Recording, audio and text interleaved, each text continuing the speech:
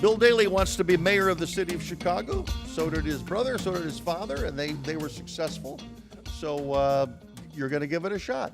I am. I'm giving it a very strong shot. I feel real good about the campaign with only 3.5 weeks to go. So I feel good about it. When did you decide to do it and why? You know, I started to think over the summer that there was a chance that Mayor Emanuel may not run, even though I hadn't heard from anyone. But I just thought that I knew it was going to be a tough election for him, and I thought after a tough 8 years, there was a chance that he wouldn't run. And I love this city. I spent my life in it. So I started to think, you know, if he didn't run, would I do this? Obviously, I knew there were candidates who had announced against him. I didn't see any of them, quite frankly, even at that stage, being in the position to lead this city. So when the mayor announced he wasn't going to run, I said, talked to my wife, and I said, this is what I want to do. I think I can add something to the future of this city. And so I made that decision shortly after he announced, probably that day. Yeah. How much of your discussion did you consider what some of the negative things that were going to be thrown at you because of the legacy of your family? And, you know, not everybody in this city thinks the Daley legacy was good. Yeah, look at, I've lived my whole life around politics and government, so I know the give and take of these campaigns. Right. And I know what's happened to them over the last number of years, especially with all the different forms of media. So I think we're ready for it. God only knows if you really are until you go through it. But I think there's something worth going through this, and that is trying to have the chance to help people and help the city in the future. There have been reports that you were upset and really ticked off at Rahm Emanuel because on too many occasions he hinted or suggested or implied that the mess he has, the fiscal mess he has, was inherited from your brother. Is that true? Yeah, it's true. And I was pretty open about it. Yep. I thought there was a point after 7 years that, you know, let's get on with it. Nobody has solved the pension problem. It's an honest statement. Rich Daley didn't. Today, it's worse than it was when Rahm Emanuel became mayor. Is it his fault? No. It's everybody's fault or nobody's fault. Pick your poison. I'm trying to look forward. I don't think that helps, especially after you've been mayor for 7 years, to continue to look back. So that's one of the reasons why I'm trying to be so upfront about some of the things that I think need to be done in order to change this city, and be upfront about them, be honest about them, albeit some of them may be very difficult to do.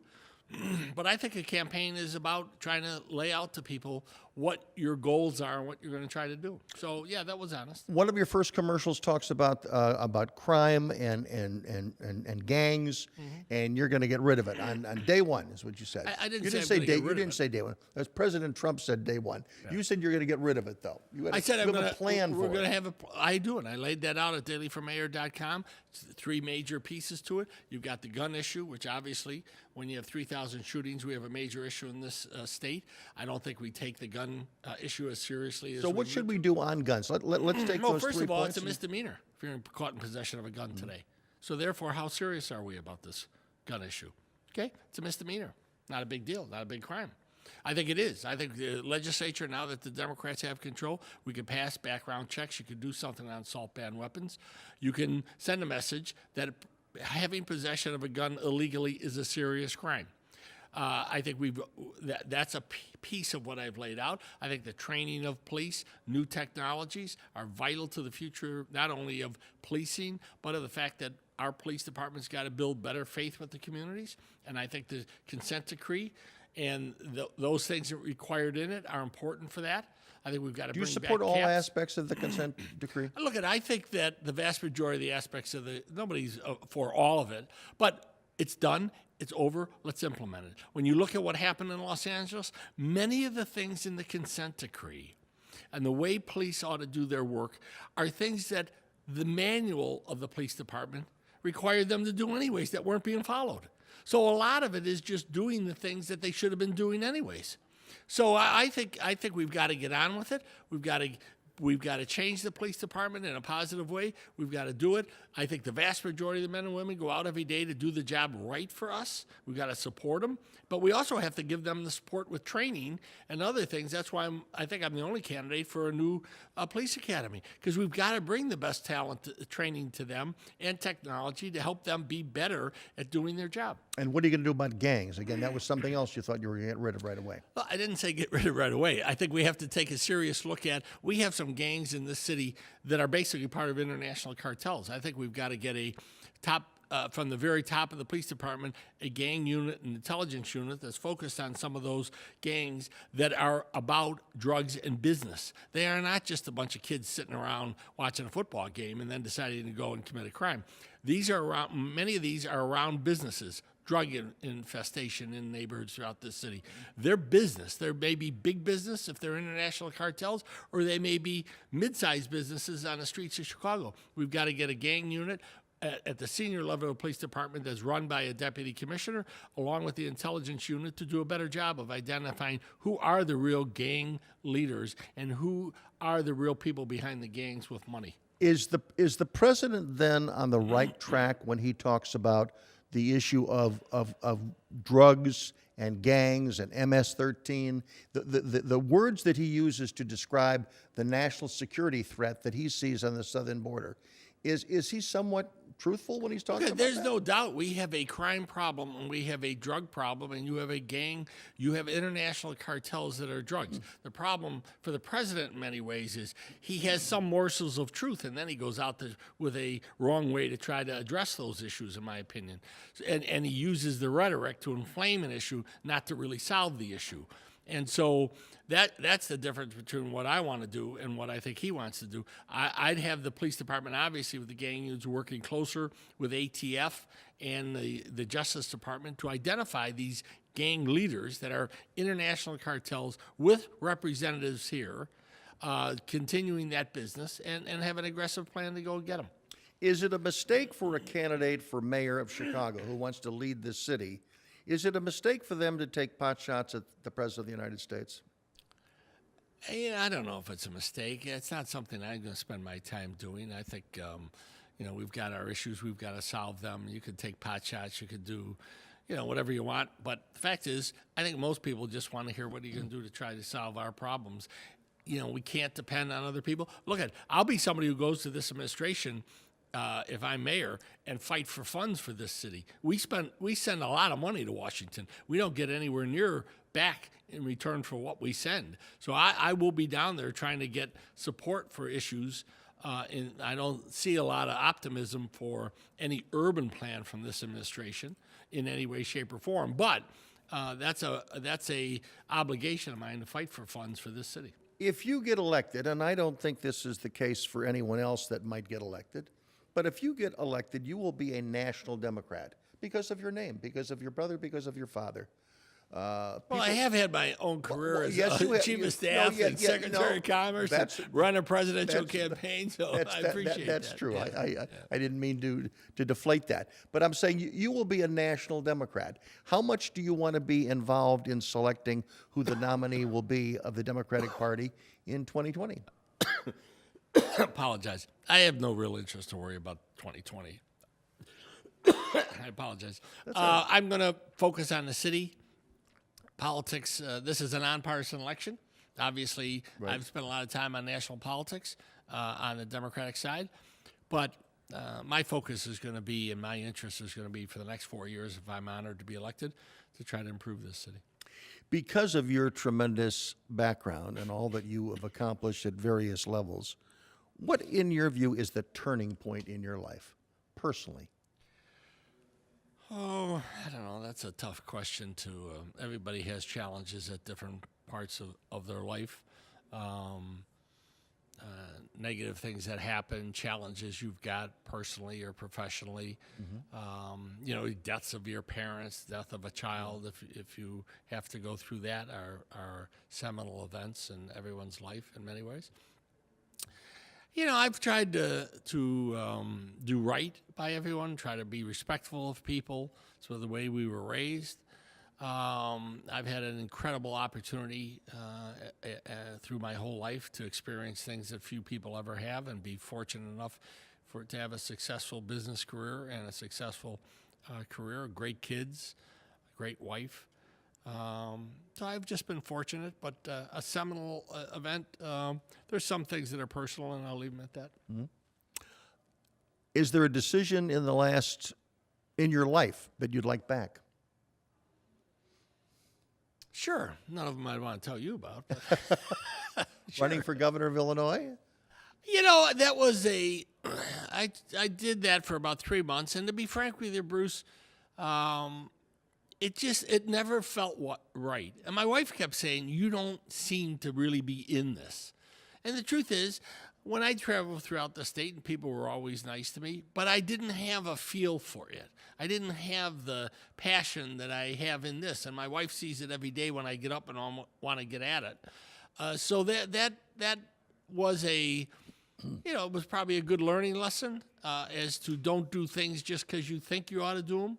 If you don't feel the passion for it, and you could transfer this to any decision in life, especially doing something that's rather difficult. And none of this is easy for any of the candidates who are in it. Legalizing marijuana for the city of Chicago. What's your position? Look, I think it's coming. I think the state's going to approve it. I think there are serious issues. I'm for it, but I think there are issues around it that we've got to be aware of. How do you monitor it? Obviously, for young people especially. How do you monitor when someone is impaired? It's obvious to judge that with alcohol. They've yet to develop technology to really have a good gauge of when someone's impaired driving or at work based upon where around. So I think there's some serious questions about it. And if you go to Colorado and other places where they've legalized it, the people who were even supportive have said, you've got to do this in the right way, and we can learn lessons, and I think the state will do that. Everyone's looking for lots of revenue from this. I don't think it's the be-all and end-all to solve all of our financial problems, nor do I think casinos. I think those are all things that ought to be talked about and considered, along with other reforms to our pension system. What's your relationship with Toni Preckwinkle? You know, I've known President Preckwinkle for a long time. Obviously, when she was an alderman, not that well. I've never really worked with her. But I've observed her over the years. I have a cordial and friendly relationship with her. But beyond that, I've never had any real dealings in any way, shape, or form with her. And what is your relationship and the family, the Daley family's relationship with Ed Burke? Again, I've known Ed Burke for many, many years, as anybody who's been around this town, you included. But I did not do any business at City Hall. My business wasn't around City Hall. I didn't have a law practice there. But the family was never close. Well, there's always been the political Yes, rivalry between Rich and Ed. Ed ran against Rich. Rich beat him overwhelmingly. Then Rich ends up mayor. Ed's in the city council. He stays there as finance chairman. And they had a mutual pack of moving forward. But They had their turf set. yeah, sure. You know, but that's sort of the politics that goes on. The same thing could be said for Michael Madigan.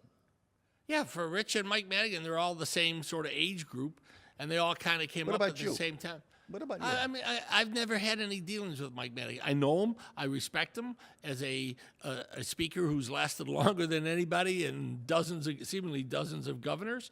But my business has not been around, or my politics when I ran Rich's campaigns was about Rich Daley. I did not continue in a role for Rich Daley in City Hall or a political advisor, except around his campaigns. And so my dealings with the speaker or with any other elected officials were more about when Rich's campaign intersected with them. Do you think he would be tough to deal with? If you were a mayor, would Speaker Madigan be tough to deal with? Would he treat you differently than he's treated other mayors of Chicago, or try to? I doubt it. You know what, Bruce? I really don't have a judgment on that. I would think that if I'm going to Springfield with a legislative package and with members from Chicago, and I think what I'd want to do is build a relationship with relationships with legislators who represent our city and engage them on what do they need in their communities. What is it we're trying to get from not just the speaker, the governor, the entire process that helps the city. So I think I would try to build those relationships with the new governor, Governor Pritzker, with the legislators who we have a sizable number of legislators from Chicago that need to be, I think, engaged in a way even stronger than they have been in helping move an agenda for the city, because we are the economic engine of this state. Without Chicago growing and moving forward, this state has a much more difficult time of getting their act together and succeeding. So you'd spend more time in Springfield than your immediate predecessor? I would think that if you want to convey to the legislators and to the leadership in Springfield that an issue is important to the city, the mayor of the city of Chicago goes there. How do you relax? Lately, I have no idea, to be frank with you. I enjoy working out. I try to do that fairly regularly. It may not show, but I enjoy that. Reading a good book, just kind of getting into a decent movie. I enjoy that. Have you seen a good movie lately? No, I saw Vice, which I thought the acting was great. Yes. Christian Bale. I thought after a while the story was kind of okay. Predictable. It's predictable, and you don't like Cheney, and I thought it seemed to take great liberty with whether it was facts or not, and that sort of movie with that sort of raw political sort of push, it just doesn't interest me. Mm-hmm. And this is one of the key questions that all mayoral candidates should know. What's your favorite hot dog stand in Chicago? You've been around eating hot dogs. You don't just eat hot dogs at the ball game. Lucky Dog at the corner of Milwaukee and Devon. Okay. Best hot dog in the city. No, not Lucky. Super Dog. Super Dog. Okay. Not Lucky Dog. Super Dog at the corner of Devon and Milwaukee. Been there for years. Great family ran it. The owner just passed away. He hired years ago all ex-felons, people who had left prison, and at a time when that was not the thing to do for people, and so is that something the city of Chicago would do under your administration? I think it's vital that we help ex-offenders who are trying to change their lives. When my brother was mayor, he had a program, worked with companies that used to rebuild the old rain barrels that used to sit on buildings, and they were almost all the people who were doing it were all people who had spent time in prison and trying to change their life around. I think we have way too many people who have had that misfortune, and we can't. I was at Breakthrough on East Garfield right shortly after I announced. I sat with a group of people talking about their community, and I remember the gentleman next to me said, he committed a crime years ago, and he's still paying for it, even though he's lived a straight life. He can't get a mortgage because they keep going back to that offense he did years ago. And so, we've got to, obviously, those people who continue in the life of crime or continue to do things, that's a different situation. But when people are trying to turn their lives around, I think we've got to be a little more understanding and helpful to people who have had misfortune in their lives that many of us can't understand. Bill Daley has been our guest. He wants to be mayor of Chicago.